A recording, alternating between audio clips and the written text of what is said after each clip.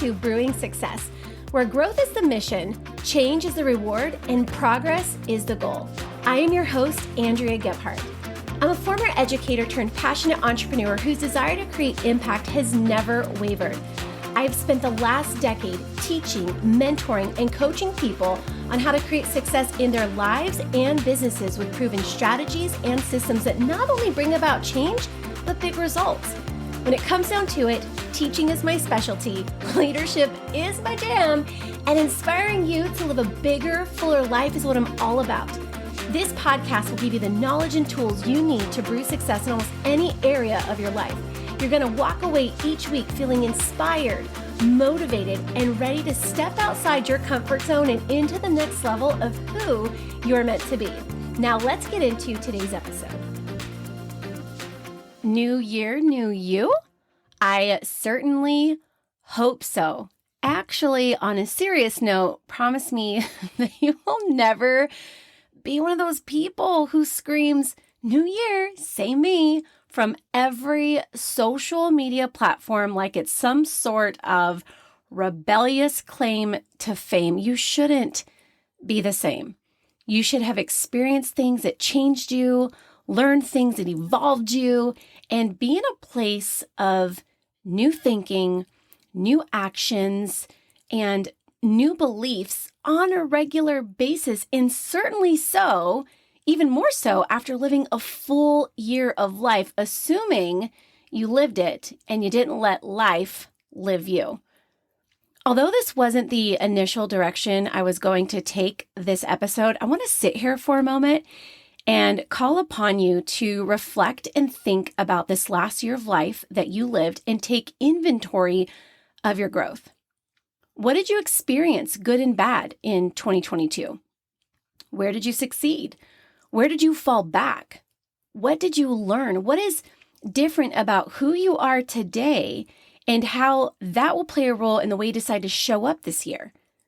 Please always take into account who you are becoming. Acknowledge that part of yourself and leverage it to continue growing, learning, succeeding, failing, getting back up, and getting after it simply in a better way.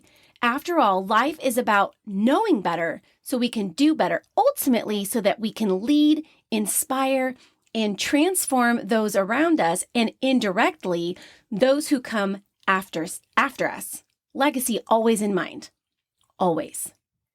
Okay, so I think you're clear on my position here, and I'm glad because I felt the nudge to plant that seed in your mind and heart because I absolutely refuse to celebrate stagnancy and complacency, like ever. So let's talk about what I'm really wanting to dive into with you today, and that is all this word of the year hype and all of the craze surrounding it. It's funny because you will never see more people talk about their word for the year than you do the first 7 days of January. It's posted, talked about, videos are made, and some people are even crazy enough to get their word tattooed on their body. But there is a lot of hype around this idea of kicking your year off with a word that will inevitably be the driving force behind your best year yet. It becomes your mantra. You ask others what their word is so that you can share yours. You feel as though choosing a word to define your year is the thing that you must do to achieve absolute success. But is that right? Does it even work? Is it the best use of your time and energy in the first few days of the brand spanking new year? And I'm probably going to surprise a lot of people when I say that no, it's not. No, it's not worth your time and energy at the beginning of the new year, that it is an ineffective way to kick off the start of your next chapter of life, that it is all hype. Yes, hype. You see, hype is defined as promoting or publicizing intensively, often exaggerating its importance or benefit. So yes, all these words I keep seeing everyone post, all hype. Now, before you turn this episode off feeling as though I just betrayed your innermost excited self who took the time to identify and lock arms with one word for the whole year, hear me out. It's not really about choosing a word for the year. It's about only choosing a word and expecting it to be the driving force of all your success. We all know that words carry no real weight. It's really the actions behind them that give them the energy. Words are empty until we attach purpose and meaning to them. This misconception that selecting a word is like a magical wand you wave over your life and everything just falls into place. Well, that's not how it works. You are not Cinderella, but I am your fairy growth mother and just want to take some time to lay down some truth and wisdom for you, lessen the hype, and intensify the real purpose and work involved with selecting a word for the year. So let's jump into it. First of all, you can totally choose, by the way, more than one word. I have a hard time with one word serving as the guiding factor of my year. I believe that a few more words, and really no more than 5, provide a solid framework. And I like frameworks. You see, a framework is a basic structure underlying a system or concept. The concept is improvement, right? Like that's why we choose a word for the year. That's why we wake up on January 1st a little hungover and excited about renewing ourselves, right? And not necessarily alcoholically, that's not like a word, but hungover, but maybe hungover on the holidays. You're just hungover from the excitement. You're hungover from entertaining and the weight of the previous year. It could mean lots of different things here. But the concept is improvement. Therefore, a few words work really well together to create a basic structure to support that concept. You know, my goal is that you work to grow a little bit every day, which means compounding growth a little bit every week, a little bit every month, every quarter. You know, you get to the half point of the year and you've really worked to become the best version of yourself. And from there, moving forward, you make minor tweaks and adjustments to really finish out that second half of the year, to really, grow leaps and bounds in all the different areas of your life, to, readjust certain things so that you can stay on track and target with your goals. You see, I visualize progress as incremental. It doesn't happen all at once, doesn't happen as a result of like one big massive action. It's the teeny tiny actions all strung together that bring us the success that we're looking for. And so these words work really well together, and one may not be enough. Like who I am today versus who I am 6 months from now, the person I am 6 months from now might want a different word, might feel like I've outgrown that word. Maybe I keep it around a little bit longer, but that's why I like choosing a few, because I like to create a framework, a structure to the concept of improvement. So let me say now that when it's done correctly, when given proper thought, when backed with the right mindset and coordinating actions, a word or words for the year can be a huge factor in your success as it brings clarity, focus, and direction to all that you do. And here's why I like it. I like it because these words become the backboard and guiding principles for decision making, progress moves, and they work together to keep you in alignment. You see, every action we take is like a shot.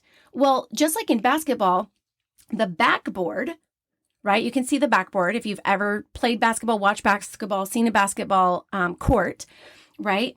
You can see the backboard there. So they work just like that. So just like in basketball, the backboard plays an important role in making sure that the shot makes it in the hoop. There's a reason that orange line is there, that little orange rectangle thing, like right above the hoop. It's a guide. If you hit certain points on that line, when you take a shot, you can actually increase the success rate of the shot going into the basket. Without a backboard, you're left to chance. And chance eludes success. Don't get me wrong. There are plenty of shots that are all net and never even touch the backboard and make that elusive swooshing sound that the entire, I didn't do that right. Swooshing. That was too excited. Huh? Like swooshing sound. There it is. That the entire Nike brand is built on. But let's be real. Can we be real here for a minute? Only 1% of the best have their nothing but net moments in life. The odds on that one are stacked against all of us. In other words, we need that backboard. We need that orange guiding line, which by the way, I totally Googled because I have a boyfriend who is a serious Giants like sports fanatic, and I probably need to learn the real terminology ultimately so I can impress Greg when we watch our next NBA game together. The things we do for love, right? And now I'm forever indebted yet again to Googs. She's the best, because I learned that that orange line is actually called the shooting square, and players are more likely to make the shot if they hit the quote-unquote sweet spot of the goal. And there it is. If you hit the sweet spot, the shooting square, aka your words, your actions are much more likely to be in alignment with your goals, and therefore, with time and consistency, you will achieve the success you are looking for. Again, I want to reiterate that these words are your guiding force, not driving force, meaning you can't just choose them and expect things to magically work out. You have to utilize them for all the things. You have to use them as guiding questions and factors when you're working on a project, taking on something new, getting ready to present information, making a decision. These are there to guide you and help you along the way so that you can get more bank shots in your day and in your day-to-day grind of working to fulfill your purpose and make your dreams a reality. For example, for this year, when I was sitting down and I was thinking, okay, in fact, it wasn't even like my own intrinsic thought. I saw somebody post a word of the year and I was like, oh crap, yep, it's time to do that. It's time to reset focus, reset all the things, new year, new mindset, new energy, new goals, new focus, all these things. And I was sitting there trying to come up with a word, and I've done, intentional, disciplined, driven, ambitious. I could go back for the last 5, 6, 7 years maybe and tell you about the different words. And it's really interesting because I think it was really last year that I started to really identify the connection between choosing words and the importance of the actions that come along with those, because it's easy to choose a word I want to be more positive this year, but you don't have a plan for it. It's not going to happen. In fact, you'll make it your word the next year because you didn't follow through it on the year before. And if you just giggle to yourself in your car while you're listening to this, that was you. It's okay. We can start over, start fresh, and we're going to do things better because we know now, right? I'm here telling you how we can do this better so that we can actually do it better. So I remember sitting there thinking about the words. And when you think about the words you're going to choose, there's lots of things I want you to consider, where do you want to improve? What things are important to you? What's your big overarching goal? For me, this year, when I think about this year of my life, this year is all, well, let me back up a little bit. I legit have a birthday in a couple of days. I'm turning 40. Yay! No angst in that at all. I'm actually really excited.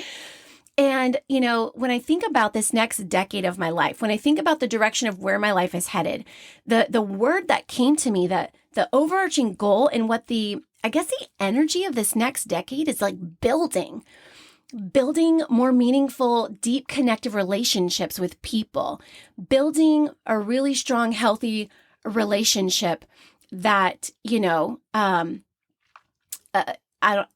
I just caught myself off guard with saying that out loud. Okay, we'll talk about that a whole other time. If you could see me right now, I'm totally blushing. I just embarrassed myself. Okay, my cheeks are as red as my Stanford sweatshirt right now, you guys. No joke. Wow. Okay, but I want to, continue to build my business. I want to continue to build leaders. I want to continue to build success for other people. I want to continue to build my education company. I want to continue to build the following and the significance of this podcast. I want to build, this is a building decade for me, to build all the things. And so when I was thinking about building and how important that is and how that's the overarching emphasis of the next 10 years of my life, I started thinking about what do I need to be able to build big and build well. And that's where I kind of started jotting down some words, and I just let my brain run with it. And I took those words and I did a process of elimination and identified the 5 key words that are really going to help support that, facilitate that, serve as a framework, right? To support the concept of building, improving, growing, all the things. So these are the words that I chose. My words for this year are simple, focused, aligned, realistic, and systematize. And let me, before I jump into the next part where I'm going to talk to you about a few other things, I want me to tell you. Oh my gosh. Okay. I'm so glad you guys show up every single week considering what you get sometimes, but it's real and that's what matters, right? Take imperfect action and progress will find its way to you. So, let's talk about these. So for example, simple. I know that it's important to keep things simple. I know that in order to build my business, the brand, the educational company, in order to build, I have to keep things simple because the people on the other end, like teachers, for example, if the information isn't simple, they're not going to grab a hold of it. The people I'm mentoring and coaching, if the content isn't simple and practical enough for them to deploy it every single day, they're never going to get after it, therefore never make the progress. You have to keep things simple. I'm constantly in a mode of teaching and mentoring people across this entire industry and people who are developing leaders. And so if it's not simple, it's not relatable. If it's not simple, I have to start over. And so anytime I create something, it's now bouncing up against this backboard of simplicity. I create something and I ask myself, is this simple? Is this simple? Can I simplify it anymore? Can I make it any more simple? And that is a guiding factor to kind of help eliminate fluff and really present the basics and the fundamentals that are necessary to build whatever project I'm focusing on. The next one, focused. Here's the thing about focused. Most of you would assume that I'm really good at being focused. Like you don't build a successful business over 10 years. You don't become successful in life if you're unfocused. But here's the thing, and something I want to kind of like point out, talk about, and help all of you come to the realization with. No one is terrible at focus. Like we're actually all really good at focus and focusing. We're just not awesome at focusing on the right things at the right time. I'm going to say that again. We're not awesome at focusing on the right things in the right time. So what do I mean by that? What I mean by that is like we have the ability to focus on social media and spend time there. We have the ability to focus on little tasks that don't contribute to our goals. We have the ability to focus our time and attention in places that aren't productive or conducive to what we actually want to accomplish. So when I talk about focused, I'm talking about setting aside little blocks of time, eliminating distractions, putting my phone in another room, putting my phone on Do Not Disturb so that I can actually focus in on the task at hand. Because here's what I noticed.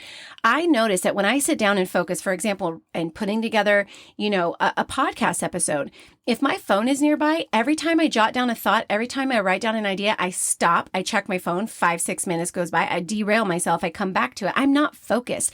Therefore, I'm decreasing my actual level of productivity and I'm actually wasting time. And it feels like I'm actually getting something done, but in reality, I'm not, because what should have taken me an intensely focused 45 minutes actually ended up taking me like an entire day. And that's not okay. Like we're not going to get anywhere working that way. So for me, when I talk about that backboard, right? So that backboard of being more focused is, am I focused? Have I eliminated the things I need to eliminate in this moment to be focused? Do I have what I need to be focused on the task at hand so that, I can make progress here, here, or here? The next one is aligned. This is the question I'm constantly going to ask myself. Is this in alignment with the direction that I'm going from all facets of life, right? Is this food choice in alignment with my health goals? Is this activity in alignment with me utilizing time in a productive and responsible way? Is this responsibility that I've been asked to do is in alignment with my goals? And if it's not in alignment with me building deeper relationships with my kids, if it doesn't align with me building, and developing leaders or whatever else, then it's a hard no. It's a hard pass. Sorry, that doesn't align with where I am right now. It doesn't align with what I'm working towards. It doesn't align with my values, what I believe, where I'm going. And it's okay. And I love this because when you think about alignment, when you think about like alignment in your car, if one tire is out of alignment, the car is going to pull one direction, which means you're constantly going to be battling, derailing, constantly, right? Constantly pull to that right shoulder. And you're having to overcompensate and pull hard a little bit to the left. And instead of focusing on where you're going, you're focusing on not allowing that pull away to happen. That's why alignment matters. When we're out of alignment, it pulls us away from and it detracts us from what we're actually focused on and where we're going. And it's easy as a mom. It's easy as a leader, it's easy as an entrepreneur to be invited to participate in things, to get extra tasks and responsibilities thrown our way. And we have to ask ourselves, this is so important, like, is this in alignment with blank, blankety, blank, blank, blank? If it is, great. Bite it off, chew it, go for it. More power to you. If it's not, it's okay to say no. So like when I was asked to be a part of organizing something for what one of the things my kids are involved in, I had, as much as I thought it was an honor to be asked to take on this massive responsibility, and as much as I want to support this child's activity and everything that goes along with it, that is not in alignment with what I'm looking to do this year. That is not in alignment with my overarching goal. And so if I were to say yes, it would pull me out of alignment. My time, energy, and attention would then be diving into something else, taking me away. And you know what? That thing is not necessary. Could I maybe take a look at that in a couple of years? Sure. But right now, for me, it is not the best thing moving forward. So I love the alignment because it helps keep us on track. Realistic. This is a big one for me because I'm a dreamer. I'm a visionary.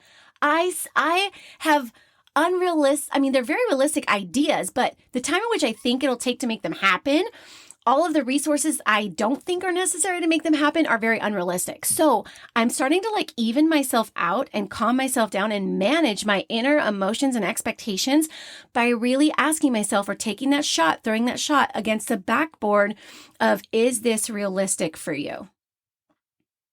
And this is a big one because you guys know I've got 4 kids. They're heavily involved in activities. Most days between 2:30 and 8:30, I am a moober, basically meaning a mom Uber. And I am either trying to sling food, answer math questions, or do whatever while driving around town to get kids where they need to go. And so if I were to try to schedule something or get something done during that time frame, or offer my time during that time frame, I have to ask myself, is this realistic? Is it realistic for me to work my business from this time to this time? No, it is not. Therefore, I will find an alternative time for that. Is it realistic for me to accomplish this goal? Or is it realistic for me to ask this, client or whoever I'm mentoring to accomplish this thing, right? So I love this idea of bouncing it against that backboard of keeping things realistic, because when we're realistic with our goals and we're realistic with our objectives, then what happens is we actually decrease our level of disappointment because we've actually managed time, energy, and emotion going into the task at hand ahead of time. Is this realistic? Nope. What'll make it more realistic? More time, more resources, more support, more this, more that. We gather those things and then we can adjust the goal, or we can adjust the task. So I love this one because it really allows me to temper. Oh, and I hate to say this because it kind of sounds bad, but temper my ambition, but maybe not temper. Maybe it's harness my ambition and regulate the energy attached to it so that I can be more effective and more successful in the long run. And then the last one here is systematize. Can I systematize this process? Now, for anybody who's listening who thinks systematized is associated with running a big business or having assistants or having VAs, let me just correct your mind here and say that you actually have systematized a lot of things in your day-to-day. For example, if you own a dishwasher, you have systemized the process of loading and unloading. And if you're questioning my statement there, think back to the last time when you were in the kitchen and somebody loaded something in the dishwasher and you just heard that the placement, you didn't even see the placement yet. You just heard that the placement was outside of the system or the process in which you personally do it. And you're right shoulder pinched up to your ear and you cringed a little bit and you turned around and you didn't even say anything, but you put the saucer in this space or you turned the cup around the coffee handle and all that kind of stuff. Because you have a system for how the dishwasher is loaded and unloaded, whether you realize it or not. You've systematized the process. You've systematized the laundry process at your house. You've systematized the way in which you go about certain routines throughout your day. So for me, what I know is that systems create predictability. Systems create or contribute to routines, and systems create results. Systems what I love about them is they take the thinking out of it. It becomes second nature. It just becomes what we do. So can I systematize this process? Can I systematize my morning routine? Can I systematize,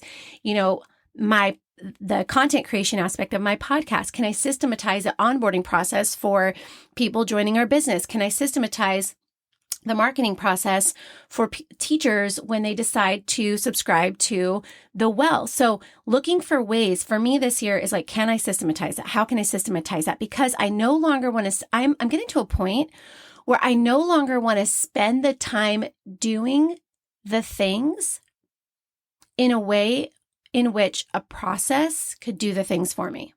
There are some things you can systematize, and there's a lot of things that you can't.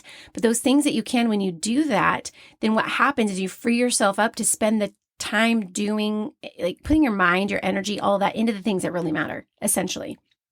So, that's how I take those words, and that's how I backboard them. So before I make a decision, when I'm working on a project, if I get invited to do something, when I sit down to do some work, when I'm thinking about, or I have an idea of something I want to do, I run it through these words. These are my guiding factors. These are the guiding force. This is the backboard, and it allows me to make better decisions. It gives me clarity. It gives me direction. It makes sure that I stay online and in line with the goals that I'm working toward, because the last thing you want to do is not have a backboard, right? And just throw a bunch of free throws and just like hope that one of your shots make it in the basket. No, I want to increase my accuracy like big time, especially going into this year. So these are the words that I chose because these are the things that I want to improve upon. And these are the things that if I enlist them as guiding principles to my daily actions and choices, it's just going to refine my work and increase my efficacy and efficiency as an entrepreneur, as a leader, and even as a mom. So before I move forward with anything, I will throw it up against this backboard. And if it aligns, I make the shot and move forward. If it doesn't, I say no or step away and I don't take the shot. Not all shots are meant to make it in. Some are supposed to bounce off the rim. Some play with our minds and double bounce. Some fly way over the backboard. And some of our shots, you guys, are total air balls. And that usually happens when we're like way off track, right? And others just get deflected. We need both kinds of shots in our lives to increase our accuracy and improve our overall shooting abilities. P.S. I think I'm having way too much fun with this basketball analogy, but I think you get the point, or at least I hope you get the point. If you think about where you want to improve and how you're going to do it, it should bring to mind a few words, again, that will guide you in the right direction. This is the difference. It's this elevated level of thought and heightened sense of action attached to these words that make them effective. It's about using them daily. It's about referring back to them, not just saying what your word is and leaving it at that. In fact, once you have chosen your words, I want you to do these three things. Like, promise me, if you already chose a word and you haven't done what I'm about to share with you, like I want you to stop, drop, and like make it happen. Okay. If you've chosen your word and you've maybe participated in some of this because I'm currently mentoring you, or you're a part of our team and I just spent some good amount of time like training our entire team on this concept and this notion, then kudos to you. Teach someone else. If you see someone put their word up, take this information and teach them. Don't just like be like, oh, yay, your word is like grateful. Like, no, get in there. Like, teach them how to like make that magic and really empower their life with the words that they're choosing, with the things that I'm teaching you. So here are the three things that I want you to do. Number one, I want you to define your words. Define the words. Find out what they really mean and actually write out the definition for each, because sometimes we think we know what a word means, but we don't really know. And once we understand the definition, we now create a little bit of ownership and understanding what that word really means, which only allows that word to play a bigger role in how we go about things, right? The next thing that I want you to do is dissect your words. So you're going to start with defining your words, then you're going to dissect your words. What do each one of these words mean to you? Why are they important? Why are they relevant? How will you use them to make progress toward your goals? How will these words, and this is a big one, it's my favorite. How will these words influence your actions and decisions? How will these words serve your progress? Literally think through realistic situations for yourself. I mean, I just broke down my words and gave some realistic situations of times in which I know that these words are really going to serve me, right? So I want you to think through realistic situations for yourself. As a result of using these words as your guiding force, how will they change how you show up and respond daily? You guys, you see, this is the work. This is what takes a word of the year from like hype and excitement and like trending and doing it because everybody else is doing it to really being intentional about choosing a word and internalizing the significance of these words behind like who you're going to become and what you're going to accomplish this year. Lastly, I want you to declare and deploy. Write them down. Write these words down. Don't just think about them. Write them down. Share them with your mentor. If you have a mentor or somebody you respect or somebody who's coaching you or mentoring you, reach out and be like, oh my gosh, I chose my words of the year. Here's what they are. Here's why they matter. Here's how they're going to change the way that I show up every single day. I'm so excited. I wanted to share this with you because I want you to hold me accountable and I just want to put it out there into the world, right? Like share that. Put them somewhere big and bold. Print them really big and frame them. Put them in your office. Share them with the world. Write them at the top of your planner. Put them in the calendar. If you have a whiteboard at home, write them on the whiteboard. Like, don't go like as crazy as getting a tattoo because like, you know, I mean, unless you want like Sharpie status and wash it off whenever you decide to shower. Like, don't get that extreme. But I want you to put them into action. And I want you, here's the thing, I want you to decide how you're going to deploy them in your day to day. How are these words? How are you going to leverage these words every single day in the things you, how will you make your words an active rather than passive part of your year? The bottom line here is this. A word or words for the year will only create as much magic as you give them the ability to create. So I want you to sidestep the hype and get into the real work. Choosing a word or words is just the first step. Be more intentional and thoughtful with this practice. And I want you guys to know I'm going to define, dissect, declare, and deploy in these questions. I'm actually going to put them in the show notes so you can go see them. You can copy and paste them to a Word doc or a Google Doc or your notes on your phone, and you can actually spend some time with yourself. You can take this, you can take it back to your team. You can teach your team. You can teach people that you're mentoring. You can teach it to people that you're leading. But I want you to take the time and I want you to do the work. Otherwise, this is not going to work for you. As I think I pretty much have, shared and stated multiple times. So, what I want you to see is that when you give your words life and meaning and back them with meaningful action, they become so much more. So much more than a trending thing to do at the start of the year, so much more than a post on social media. They take shape. And they take life, and they ultimately have the power to shape the kind of life you're going to live and experience the coming year if you dig deep and take on a more intricate and involved role with these words. Words are only as strong as the action we pair them with.